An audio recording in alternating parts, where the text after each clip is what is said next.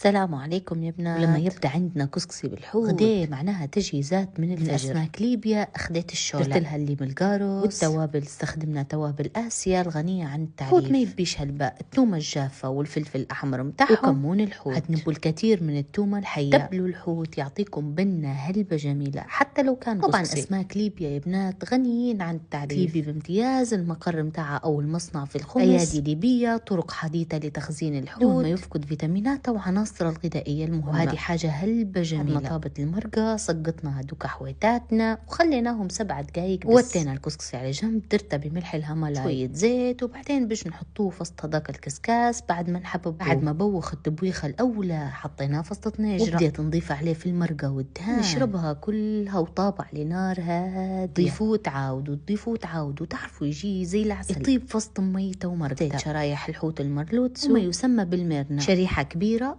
وجميلة ولذيذة ومعدنوس وتومة. ومن توابل آسيا بنديروا التومة البودرة وبنديروا الكمون وبنديروا الفلفل الأحمر، ولو تبوا شوية فلفل أسود اختياري. وراهو جاي زي العسل بلمسة بسيطة من الزنجبيل، هريسة عربية وفلفل أخضر ملحي حار. ملايو ما تقولوليش زنجبيل ندخله في الحوت. بدول منها المغرب يستخدموا فيه الزنجبيل، يطلع لذيذ وجميل وفصة نكهة خرافية. دات مع الحوت المقلي يا بنات غير جربوا. بنا دوكا الحويتات الميرنا من أسماك ليبيا. دقيق ليبي كعادة دقيق حتى هو ليبي منزلط. المنتجات الليبية اليوم الله يبارك، تاع الخبزة ومتعدد الاستخدامات ومتاع الحلويات تاع البيتزا، وعندهم شهادة الايزو. ما تخافوش من اي مواد مسرطنة ما دام عندهم شهادة الايزو. وقلينا دوكا الحويتات وقلينا البتنجان والبطاطا، وكنت بندير حتى قريعة غير ما سدنيش الوقت. كملنا تجهيزات كسكسينا. واحدة من السبونسرات اللي خشين رعاة في التذوق هذا اللي هو منتجات انا قبل ما جربتهاش فقلت خلي نجربها معاكم على الفيديو نشوف جودتها، ولقيتها الله يبارك هلبة منتجات في السوق جدا جميلة. عندهم صابون للماعين